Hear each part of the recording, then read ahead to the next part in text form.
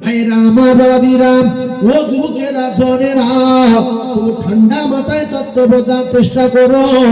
এইবারে যখন আবু সুফিয়ান চলে গেছে, এইবারে আবু সুফিয়ানের বাঁচানোর জন্য যখন মদিনার রাস্তায় রওনা দিল, কিতাবে লেখা আছে আবু জেল সমস্ত লিডারের বাড়ি যাচ্ছে।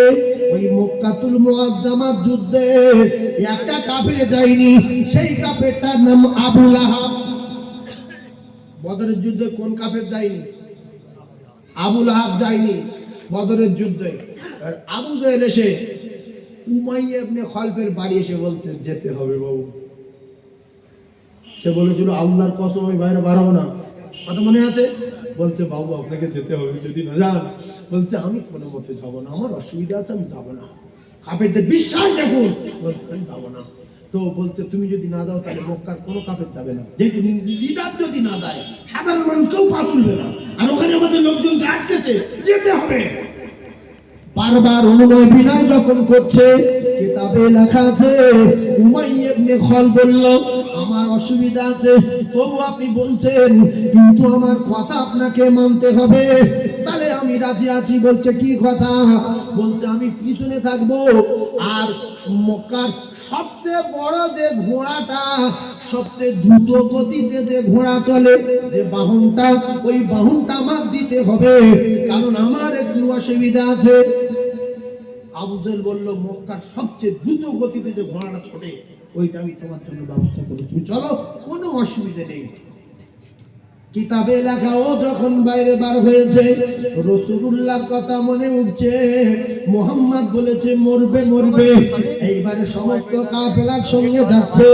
কিতাবে লেখা আছে একবার পিছন দিকে তাকায়, আরেকবার ডান দিকে তাকায়, আরেকবার বাম দিকে তাকায়, একবার সামনে তাকায়। ও যেন পাগল হয়ে যাচ্ছে, কে যেন আমার এসে এই মারলো এই মারলো। কিতাবে লেখা যখন কোথাও দাঁড়ায়, সবাই মুখগুলো ছেড়ে, ঘোড়া ছেড়ে, সবাই খাদ্য খাওয়ার জন্য ব্যস্ত।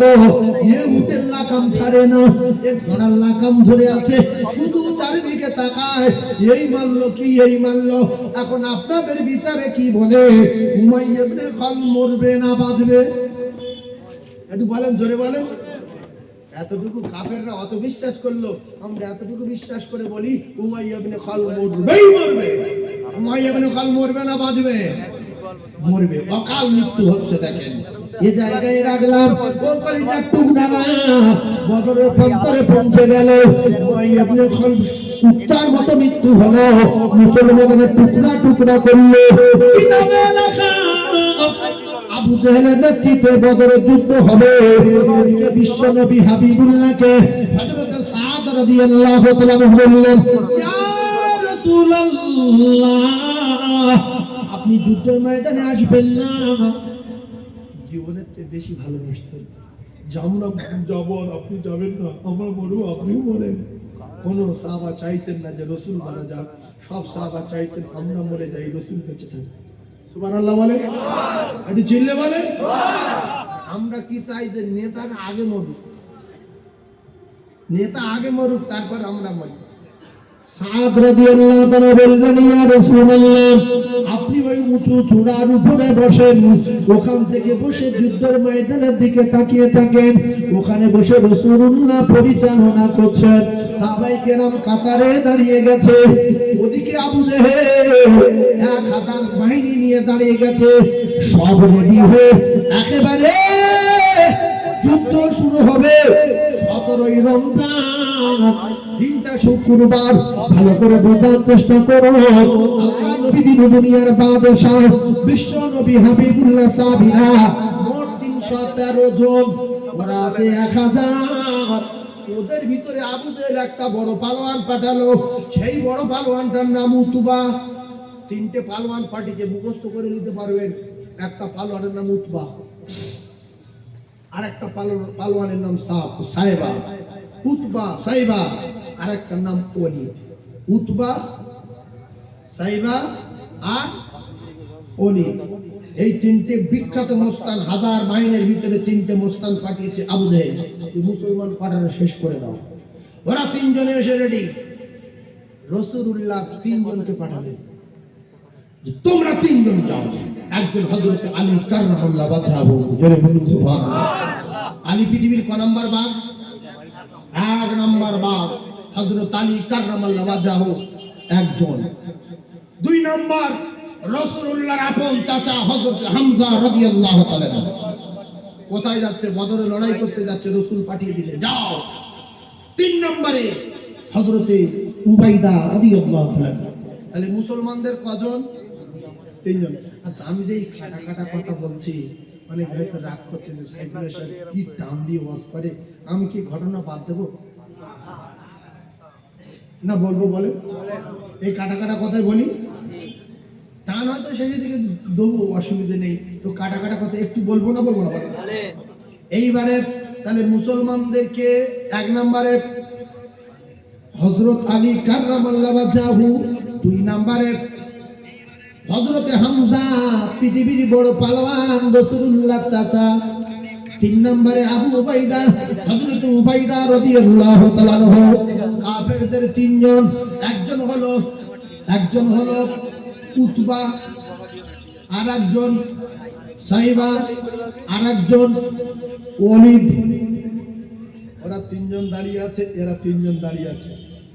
উতবা বলছে যে তোমরা এসে কেন ফালতু, যারা বড় বড় মুস্তান, বড় বড় পালোয়ান, ওদের দেখে দাও। তা বলছে আর আমরা ফালতু এসেছি, যা হয় হোক, আমরা তো মাত্র কজন। তা বলছে রেডি হও। বলছে রেডি। এইবার জোড়া মিল করলো, কে কার সাথে লাগছে দেখেন, ভালো করে লিখে দেন। উতবার সঙ্গে ও কলিজার টুকরা ভাইরা মা, ভালো করে বোঝার চেষ্টা করুন, ঠান্ডা মাথায় বোঝেন। আল্লাহ নবী সাহাবী উবাইদা, উতবার সঙ্গে উবাইদা, ওয়ালিদের সঙ্গে শেরে খোদা আলী কাররামাল্লাহু ওয়াজহাহু, সাইবার সঙ্গে হামজা,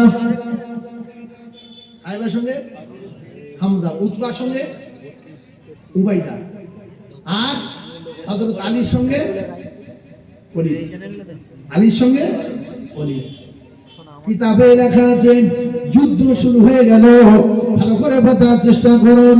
মুহূর্তের মধ্যে শেরে খোদা আলী ওলিদের টিকিট ধরিয়ে দিল। ও কলিজার টুকরারা, জাহান্নামের টিকিট, পৃথিবীর 1 নাম্বার বাঘ আল্লাহ পাক যারে শের করে বাঘ করে পৃথিবীর জমিনে পাঠিয়েছে।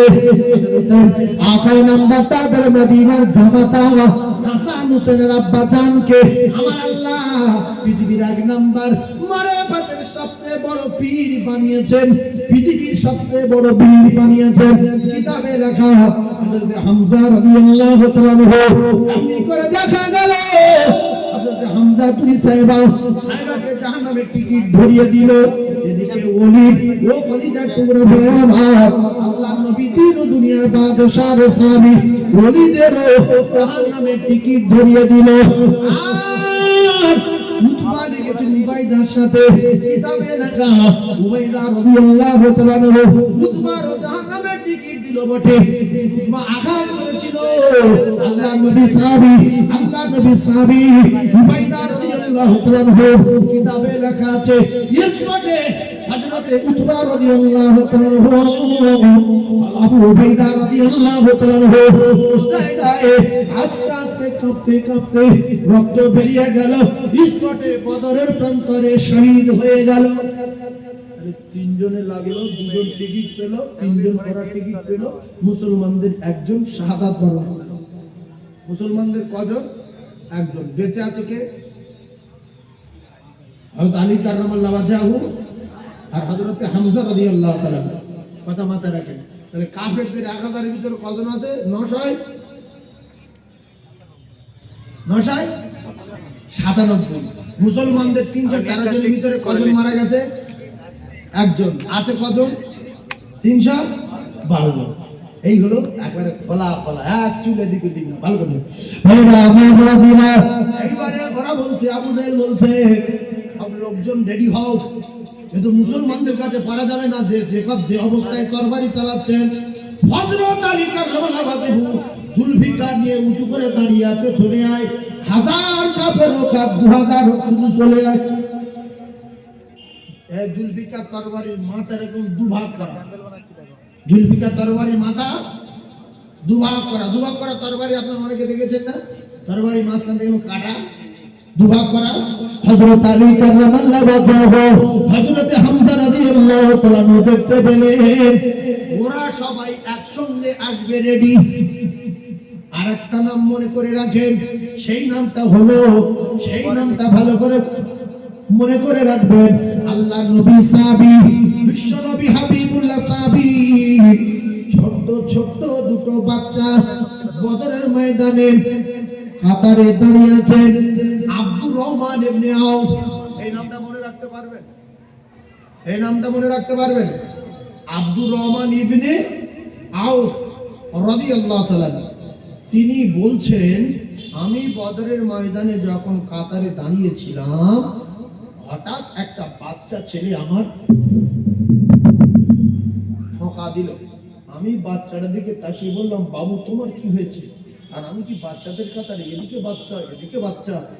বলছে, চাচা একটু আস্তে বলুন, আর আমার একটা কথা শুনুন, আমি আপনাকে ঘা দিয়েছি এজন্য। আপনি কি আবু জেহেলের চেনেন? আমাদের বাচ্চা তাদের বাচ্চা, আসমান জমিন তার চেয়ে ভেড়া। কি বলছে, আপনি আবু জেহেলের চেনেন? বলছে আমি চিনি। তা তুমি কি করবে? বলছে, চাচা আমি শুনেছি আবু জেহেল নাকি রাসূলুল্লাহকে গালি দেয়। ও চাচা যান, যদি আপনি আমার একটু দেখিয়ে দেন, ভাই আবু জেহেল মরবে আর নাই আমি মরবো। আমি যতদিন বেঁচে থাকবো ও শরীর থেকে আমার শরীর আলাদা হবে না, আমি ওর মেরিটাই ছাড়বো।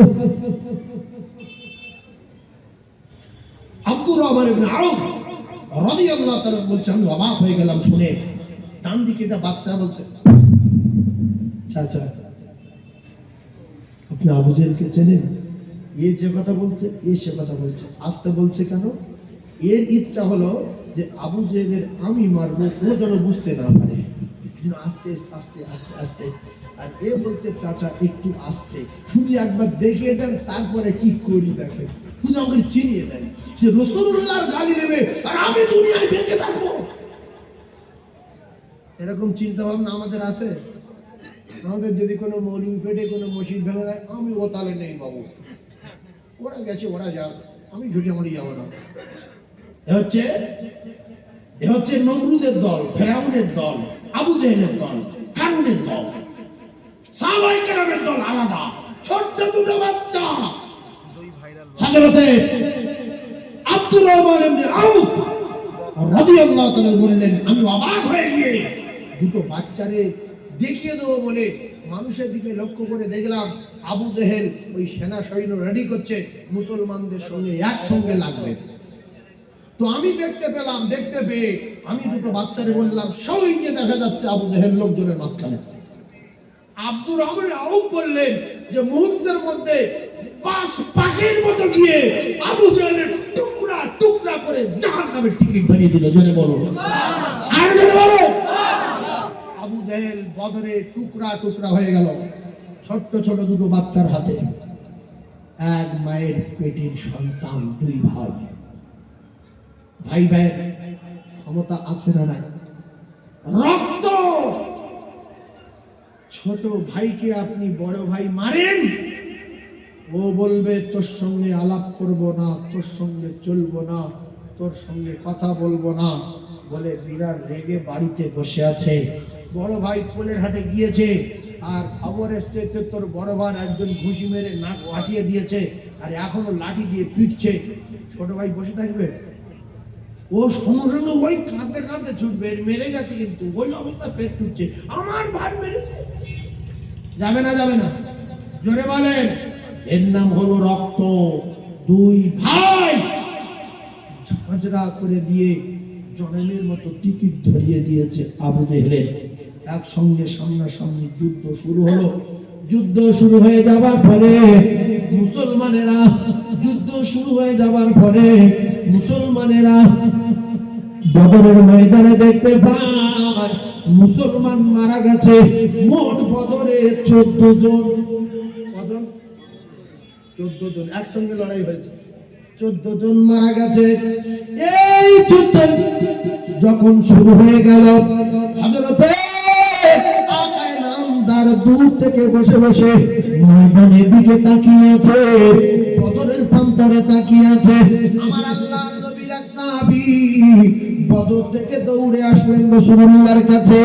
ইয়া রাসূলুল্লাহ, ইয়া হাবিবাল্লাহ, আমরা যখন যুদ্ধের ময়দানে একসঙ্গে যুদ্ধ শুরু করেছি, হঠাৎ করে আওয়াজ শুনতে পাচ্ছি, হাইজুম তুমি আগিয়ে চলো, হাইজুম তুমি আগিয়ে চলো, হাইজুম তুমি আগিয়ে চলো।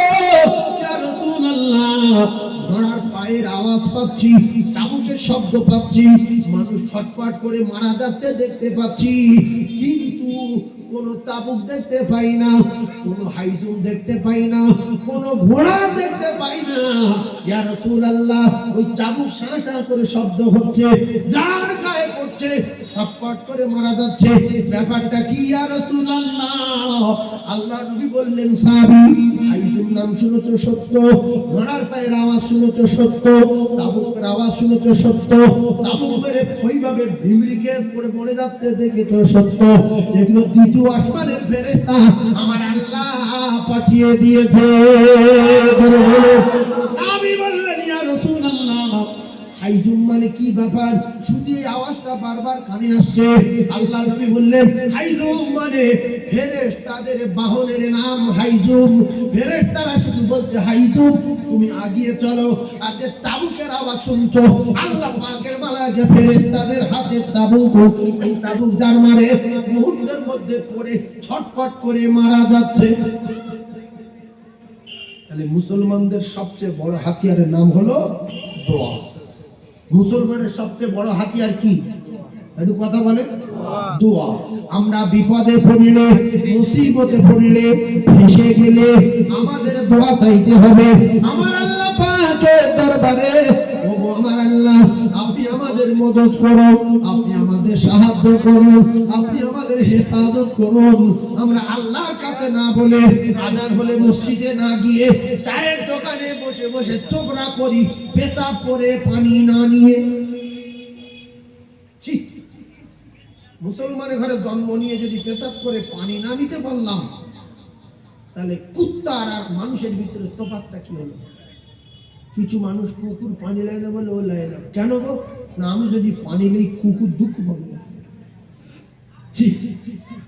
কুকুর দুঃখ পাবে তো তোর কি? না, কুকুর নেয় না, আমি যদি নেই কুকুর কষ্ট পাবে। তো ভাই আমি নেই না, তুই নেই ভাই। হ্যাঁ, কুকুর চলে না পা গায়ে, গরু চলে না পা গায়ে, পশু চলে না পা গায়ে, ছাগল চলে না পা গায়ে। ও কলিজা টোকরা, মানুষ তো কুকুর ছাগলের চেয়ে ভালো।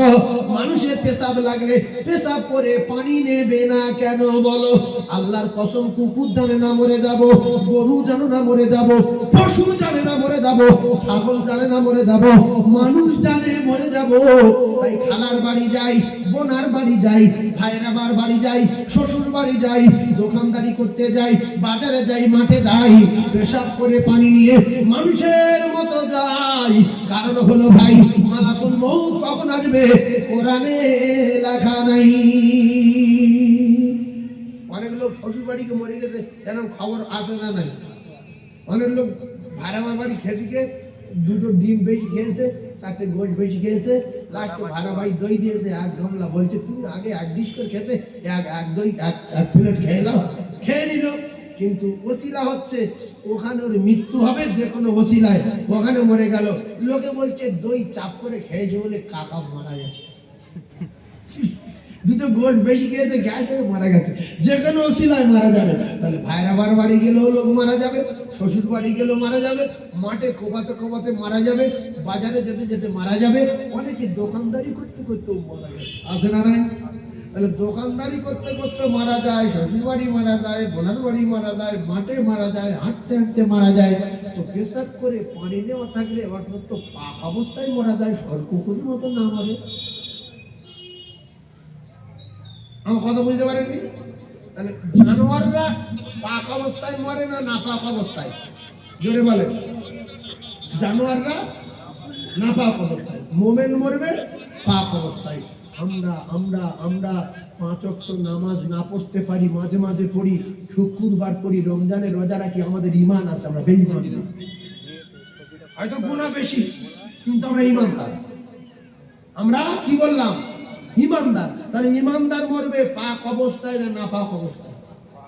পাক অবস্থায়।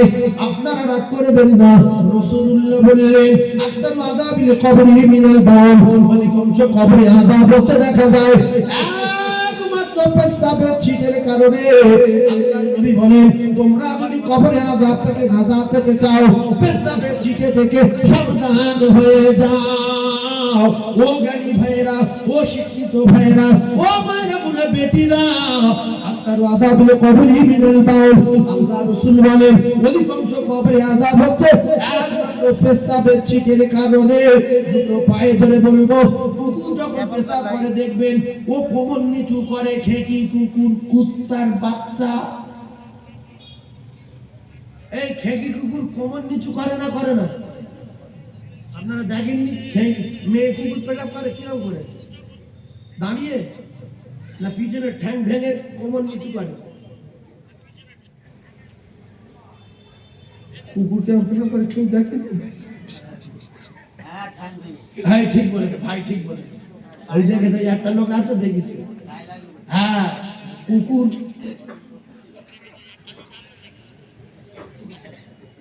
আবার বলবো না, ছেড়ে দেবো? আরো বলবো কি? তাহলে তাকবীর দেন, নারে তাকবীর। আরো চিল্লে বলেন নারে তাকবীর। আমার বাবু বলছে হুজুর একটা গজল শুনবো। আমি বলবো আপনি ওটা করে নি। এই দেখেন খেকি কুকুর পেশাব করছে বসে। আপনারা জ্ঞানী মানুষ, আল্লাহ পাক আমাদের বলেছে কুনতুম খায়রা উম্মাতিন উখরিজাত লিন-নাস। আল্লাহ আরেক জায়গায় বলেছেন লাকাদ খালাকনাল ইনসানা ফি আহসানি তাকবীর। আমরা কি কুকুরের কাছে শিক্ষা লব না জানোয়ারের কাছে লব? আমরা তো শিক্ষা নিয়েছি নবীর কাছে। তাহলে কুকুর সে নিজে নিজে বুঝেছে আমি যদি দাঁড়িয়ে দাঁড়িয়ে পেশাব করি ঠিকরে পাক পায়ে লাগবে। মদ্দা কুকুর বুঝেছে আমি যদি ঠ্যাং না তুলি, একটা ঠেকনে যদি না ঝাড়ি, তাহলে বুকে ফেলে গিয়ে বুক ভিজে যাবে। সেজন্য মদ্দা কুকুর দেখবেন একটা ঠ্যাং তুলে লরি চাকায়, কারু চটে, কারু বাড়ির পর্দায়, ছোট গাছের মাথায়, কোন গাছের গোড়ায়। জানোয়ার বলতে নোংরা জিনিস গায়ে লাগাবো না। খেকি কুকুর বলতে আমি পেশাব গায়ে লাগাবো না। ছাগল মেয়ে ছাগলগুলো বসে পেশাব করে। কুত্তা বলছে আমি যদি বসে পেশাব না করি ঠিকরে গায়ে লাগবে। ছাগল বলছে আমি যদি কোমর নিচু না করি ঠিকরে গায়ে লাগবে। গাভী গরু বলছে আমি যদি কোমর নিচু না করি মুরদ বেয়ে যাবে। আর লেজ যদি উঁচু না করি লেজও ভিজে যাবে। তাই আমি জানোয়ার হতে পারি, পেশাব লেজে লাগবে বলে লেজ উঁচু করি, মুরদ বেয়ে যাবে বলে কোমর নিচু করি। আমরা তো সরকু কুকুরেতে ভালো, আমাদের পেশাব লাগলে কোমর নিচু হবে না কেন বলো? রাসূলুল্লাহ বলেন আকসারু আযাবিল কবরি মিনাল বাউল। আমার উম্মাতানিরা আমি রাসূলুল্লাহ জানিয়ে দিলাম অধিকাংশ আযাব হচ্ছে একমাত্র পেশাবের ছিটের কারণে। তোমরা যদি কবরে আযাব থেকে নাজাত পেতে চাও তাহলে পেশাবের ছিটে থেকে সাবধান হয়ে যাও। আমার বাপ দুটো পায়ে ধরে বলছি কুল্লু মুসলিমিনা ইখওয়া। Syria, Japan, German, Afghanistan, Iraq, Iran तमाम বিশ্বের মুসলমানের ভাই। তাই দুটো পায়ে ধরে বলে যাচ্ছি আজ থেকে শপথ করব পেশাব করব জীবনে পানি না নিয়ে একটা কদম তুলবো না। কারণ হলো ভাই মালাকুল মউত কখন আসবে কোরআনে লেখা নাই, যেখানে সেখানে আসতে পারে। মৃত্যুটা পাক অবস্থায় হবে।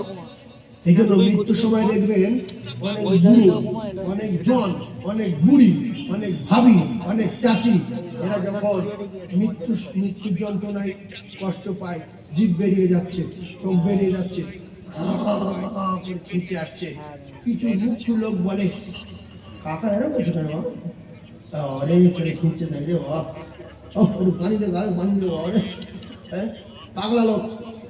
ও কলিজার টুকরা ভাইয়েরা আমার, ওই সময় তো ইয়াসিন পড়ার কথা।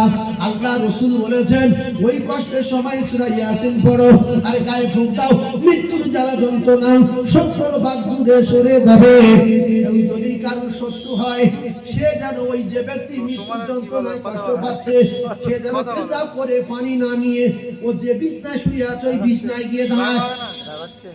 অবশ্যই পুরানো রাগটা কার উপর আছে, ওর ব্যবস্থা করবেন। ও যখন মৃত্যু যন্ত্রণা কষ্ট পাবে ছুটে গিয়ে পেশাব করবেন, লুঙ্গি পেশাব লাগাবেন, দেখিয়ে ও যে বিছনায় যে মাদুরে শুয়ে আছে খিপছে ওই সময় গিয়ে মাদুরে দাঁড়াবেন।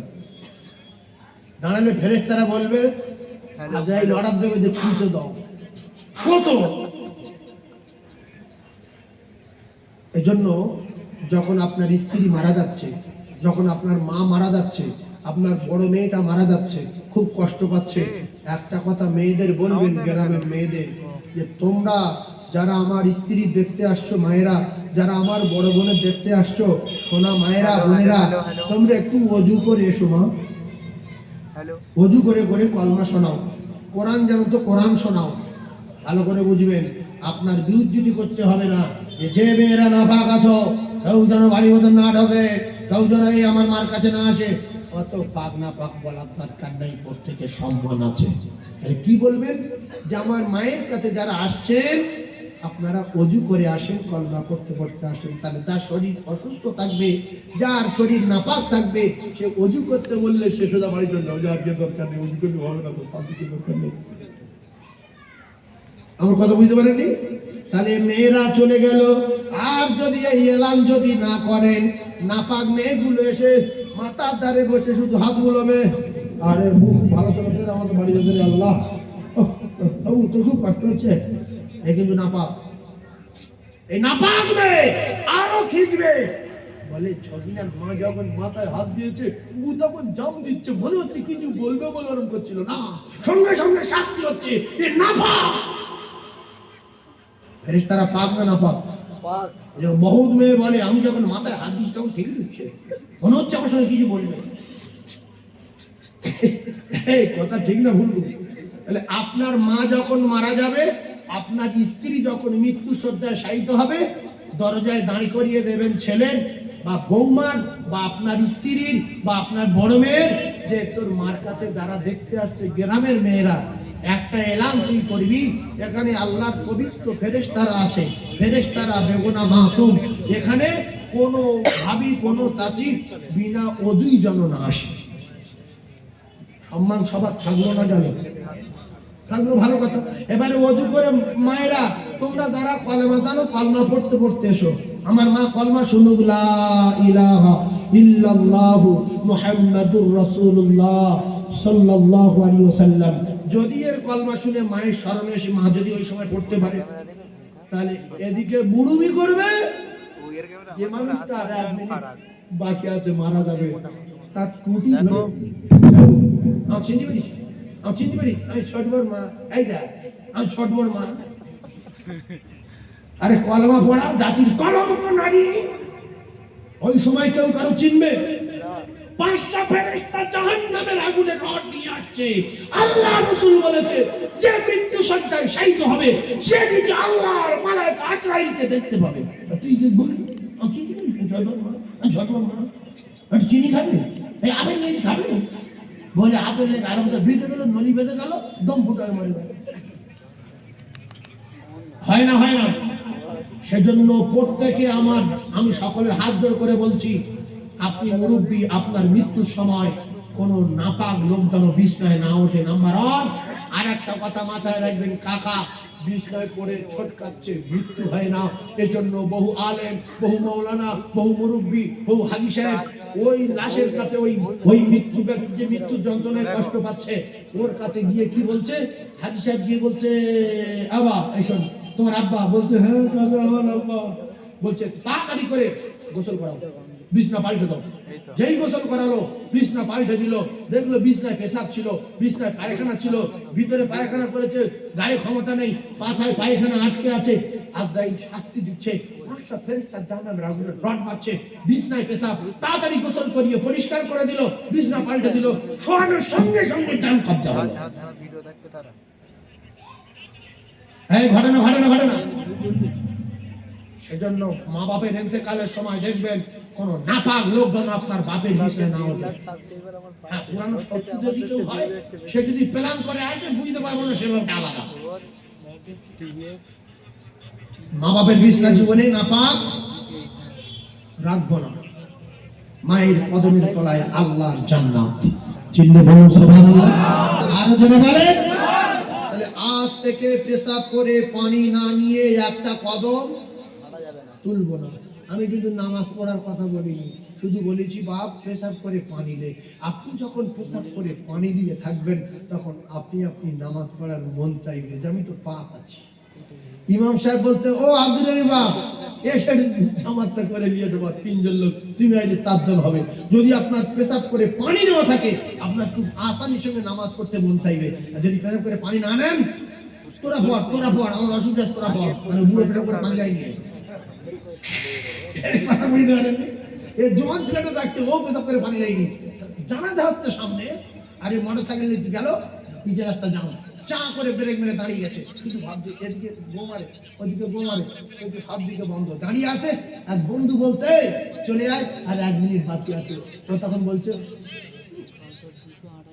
মানে কি বলছে বলতো, চুপ করে, আরে 1 মিনিট বাকি আছে, আয়।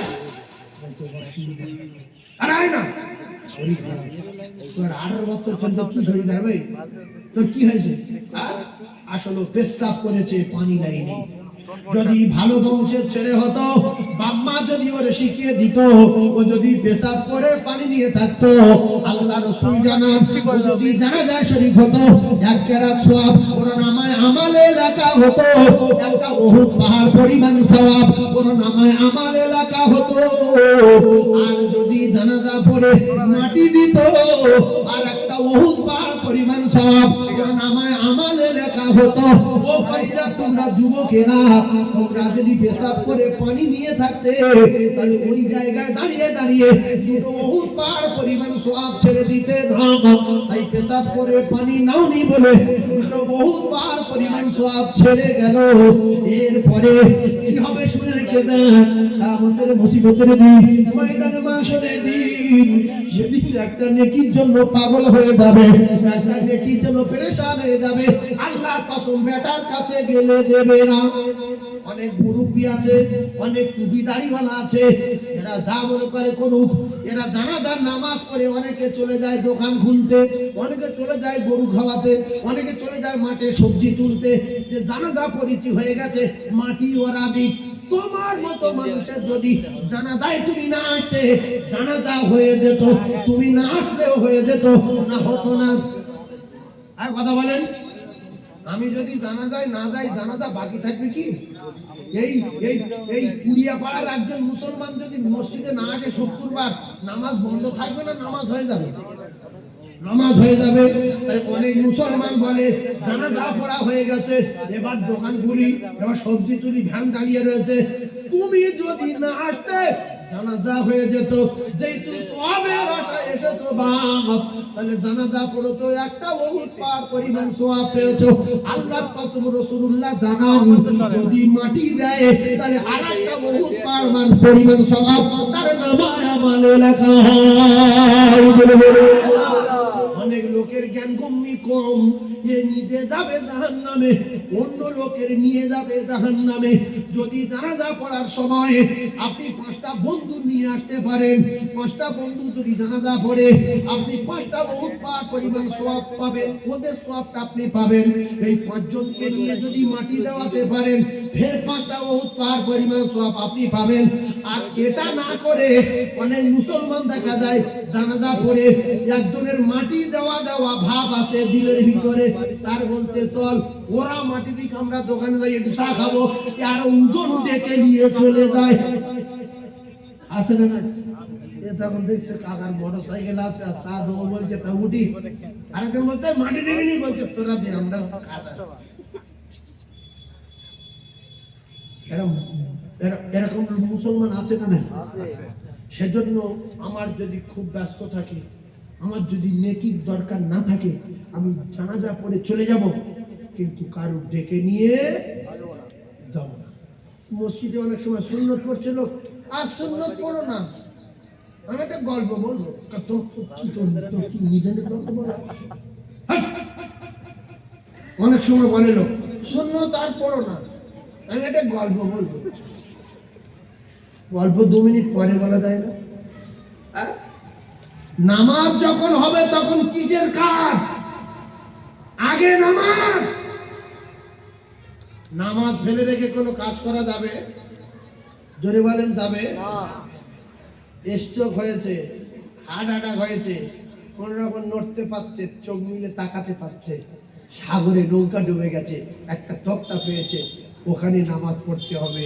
যদি সাঁতার দাও মনে মনে নিয়ত করে চোখ দিয়ে ইশারা করো, পূর্ব পশ্চিম চেনার দরকার নাই। সাগরে কে পূর্ব পশ্চিম চিনবে? যে কোনো একদিকে নিয়ত করে সেখানে ইশারা করে নামাজ পড়তে হবে। ঠ্যাং কেটে গেছে দুটো, বেঁচে আছেন, বডি ভালো, কথা বলতে পারছেন, ও জায়গায় ইশারা করে নামাজ পড়তে হবে। মসজিদে নামাজ পড়ছে, সুন্নত পড়ো না। আমি একটা গল্প বলবো। এরকম লোক আছে না নাই? লোকের নামাজ বন্ধ কিসের গল্প গো? আল্লাহু আকবার। আল্লাহ আমাদের সঠিক জ্ঞান দান করেন, বলেন আমিন। আর একটু জোরে বলেন আমিন। সব মিলিয়ে একটা কথা, একবার দরুদ শরীফ পড়েন, আমি একটু পড়ি, জটিল একটা তত্ত্ব তুলে ধরবো। দরুদ শরীফ আল্লাহুম্মা জোরে বলেন সাল্লি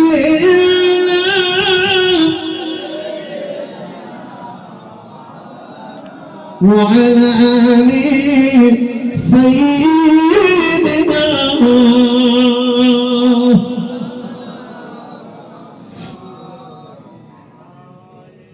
ওগো সেই আপন পেরালো আজ মনে জলে গো, ওগো সেই আপন পেরালো আজ মনে জলে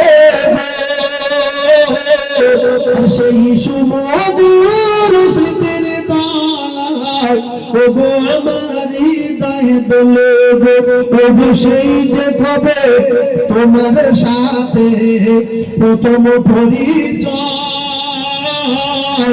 ওগো সেই যে কবে তোমার সাথে প্রথম পরিচয়, আর আরে নয়নে চোখি হৃদয় বিনিময়, ওগো সেই অপরূপ রূপের আলো, ওগো সেই অপরূপ রূপের আলো আজ মনে জলে গো,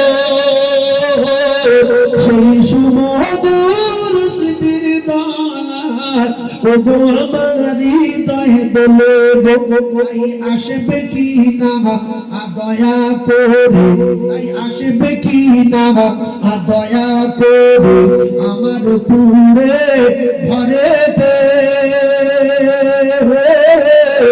আর তোমার রূপের আলো মনের আধার আলো করে দে, আমি ভুল করেছি বারে বারে ওগো তোমায় ভুলে ভুলে,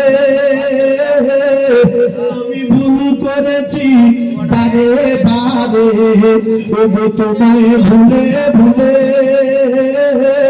আর তোমার প্রেমের বাঁধন তবু নাওনি তুমি খুলে।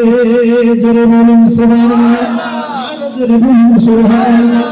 নজরটা হচ্ছে আলাস্তু বিরাব্বিকুম ক্বালু বালা।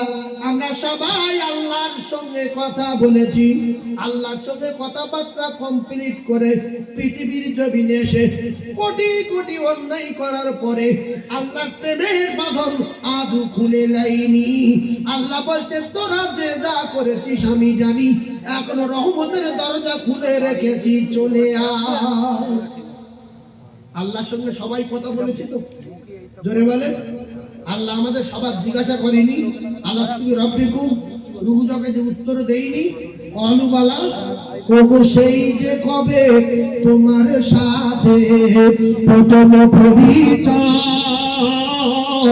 আর আরে নয়নে চোখা চোখি হৃদয় বিনিময়, এখন শুধু মনে আল্লাহ, দিলে আল্লাহ, অন্তরে আল্লাহ, আর আল্লাহর দেখতে পাইনি। ওগো সেই যে কবে তোমার সাথে প্রথম পরিচয় আর নয়নে চোখি হৃদয় বিনিময় তাই তোরি আমার ডুবু ডুবু আমি হাল ছাড়িনি এখন তবু তোরি আমার ডুবু ডুবু আমি হাল ছাড়িনি এখন তবু ভিড়াও আমার তোরি খানি ওগো তোমার প্রেমের কুলে সেই অপরূপ রূপের আলো আজ মনে জলে গো সেই সুমধুর স্মৃতির দোলা ওগো আমার হৃদয়ে দোলে গো আমি ভুল করেছি বারে বারে ওগো তোমায় ভুলে ভুলে আর তোমার প্রেমের বাঁধন তবু নাওনি তুমি খুলে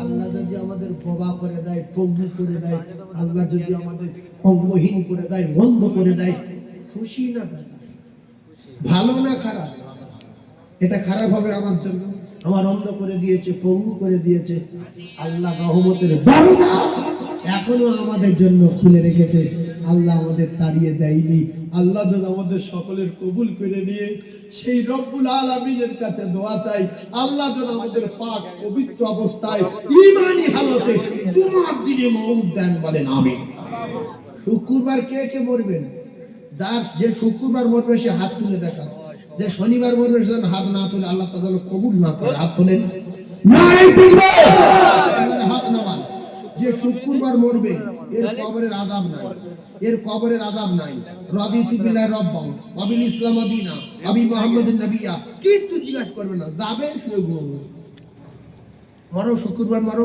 20 কিলো হবে এমনি মরতে আল্লাহ যদি লাগে এসো শুক্রবার মারো তবে শুক্রবার মরতে গেলে যিনি মওত দেন তার বাড়ি মসজিদ যিনি মওত দেন তার বাড়ি কোথায় মসজিদ মসজিদে গিয়ে প্রত্যেক দিন দোয়ার পরে বলবেন আল্লাহ আমার একটা দাবি শুক্রবার মরবো কারণ নবী বলেছে কবর বিরাট কঠিন জায়গা ওখানে পোকামাকড়ের ঘর সাপ বিচুর ঘর মাটির চাপ দেবে নবী হাত দিয়ে দেখিয়ে দিয়েছে তারপরে দুটো ফ্রেস্ট আসবে হিসাব নেবে প্রশ্ন করবে কত ঝুল ঝামেলা আমি যাবো না আমার শুক্রবার মওত দেন আমি আপনার কাছে হাত তুলেছি ফকিরের মতো আল্লাহ এই দোয়াটা আমার কবুল করেন আল্লাহ চায় আপনার জুমার দিনে মওত দেবে আর যদি জুমার দিনে মরতে পারেন কবরের আযাব থেকে নাজাত পেয়ে গেলেন জোরে বলুন তাহলে কি বার মরবো শুক্রবার শুক্রবার মরলে কবরের আযাব হবে না ওইবারে কিছু লোক আছে মনে মধ্যে ফুসফুস ফুসফুস করছে যে নামাজ পড়ান সেদের শুক্রবার মরে উরিদ তো দরকার শুক্রবার তো উরিদ দরকার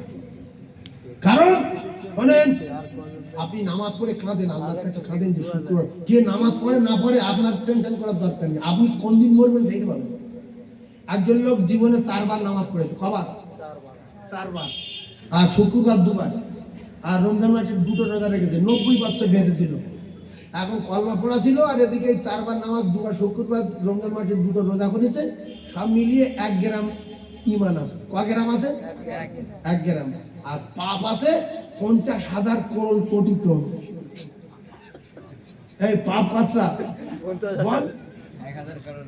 50,000 করোড় কোটি টন পাপ কেন এক ওয়াক্ত নামাজ কাজা করেছে 2,88,00,000 কত জাহান্নামে গেছে কিন্তু মরার সময় 4 দিন নামাজ 2 দিন শুক্রবার রমজান মাসে 2টো রোজা সব মিলিয়ে ঈমান আছে 1 গ্রাম এ শুক্রবার দিন মরে গেছে এ বেঈমান মরেছে ঈমানদার মরেছে কথা বলেন বেশ ফেরে গেল আমি বলছি কে মরেছে 1 গ্রাম ঈমান আছে ঈমানদার মরেছে না বেঈমান ঈমানদার তাহলে এবার খবর লাগ রাসূল বলে যদি কোনো ঈমানদার মরে শুক্রবার তার কবরে আযাব মাফ ঈমান 1 গ্রাম থাকলে আছে না নাই আছে তাহলে আমি বেঈমান ঈমানদার জোরে বলেন ঈমানদার ঈমানদার এইবারে আল্লাহ পাক কি করবে না করবে কিয়ামতের মাঠে সে আল্লাহ হিসাব নেবে কবর থেকে তো লাইন পেয়ে গেলাম কবর থেকে তো লাইন পেয়ে গেলাম এজন্য কি বার মরবেন জোরে বলেন কি বার আর জোরে বলেন নারে তাকবীর আল কোরআনের আহলে আল্লাহ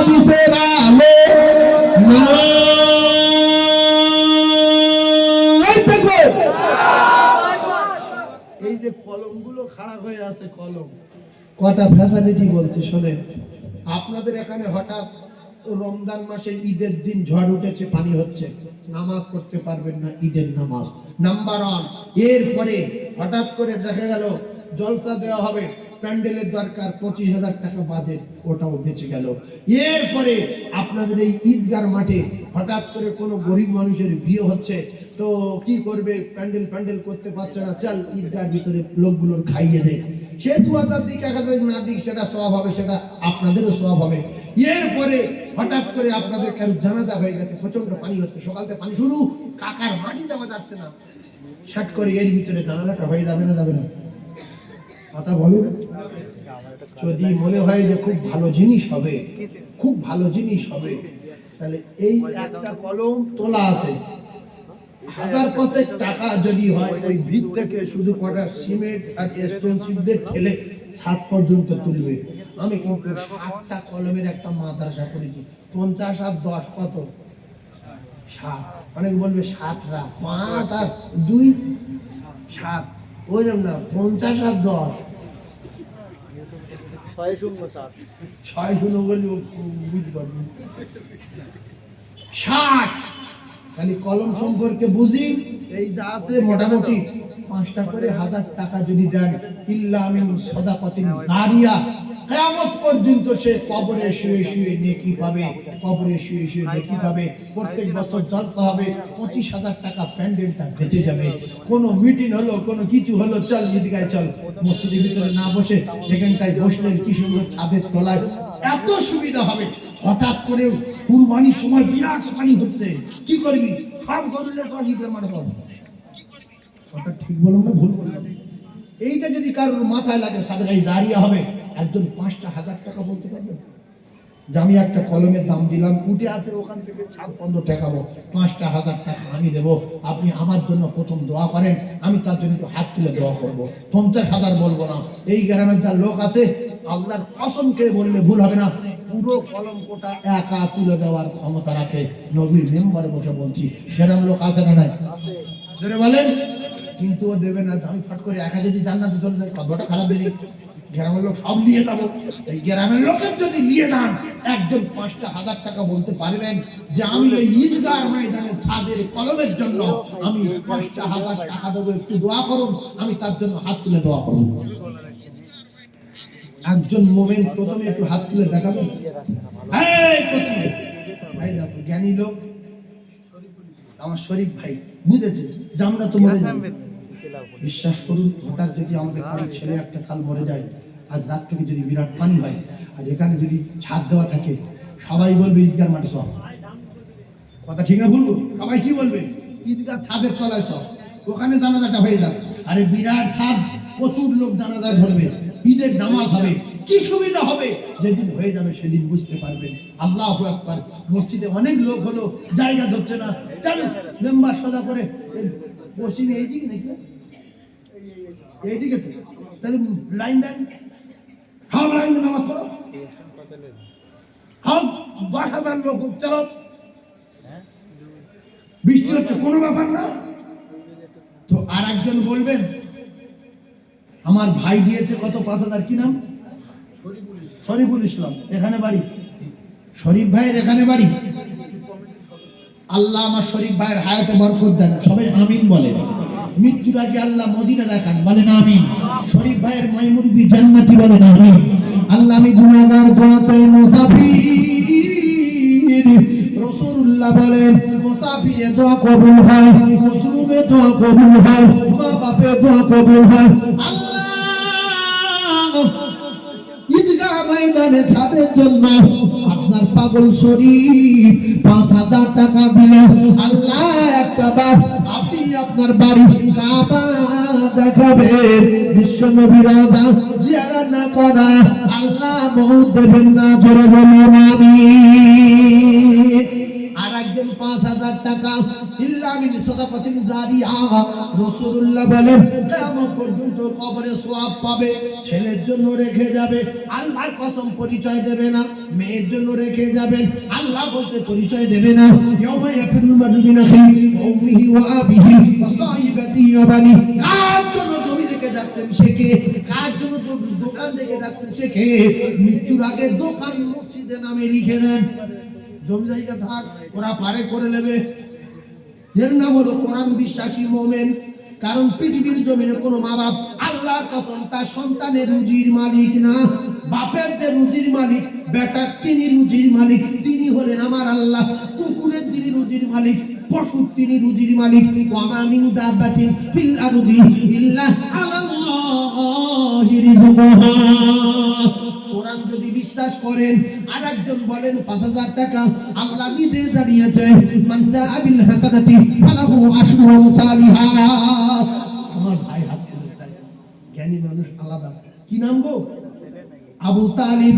আয় আল্লাহ, আবু তালিব নাম আল্লাহ গো ৫০০০ টাকা দিল, এখানে ছাদ হবে। বাবাজি বুঝেছে এখানে কত উপকার হবে।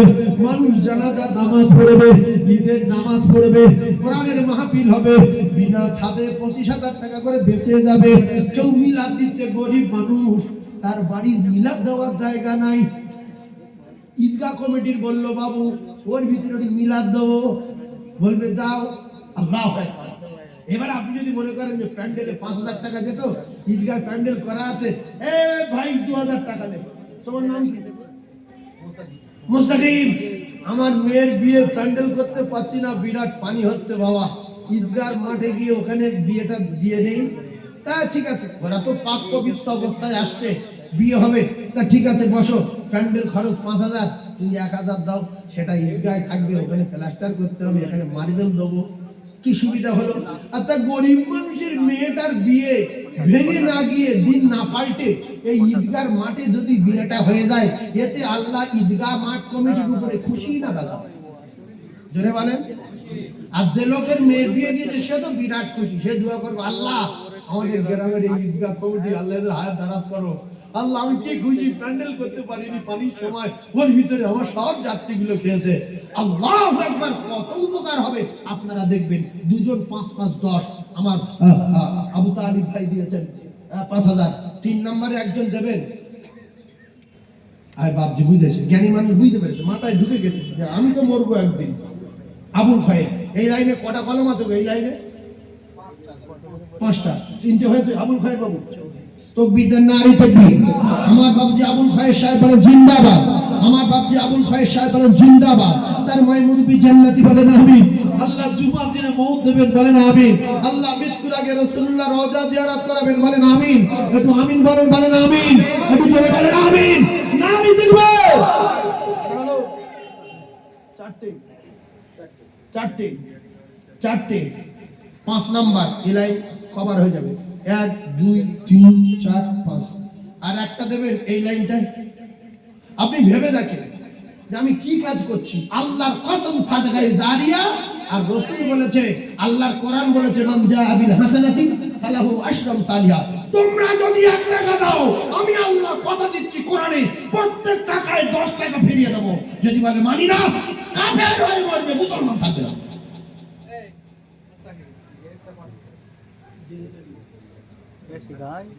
এখানে বলো গোপন দান ৫০০০।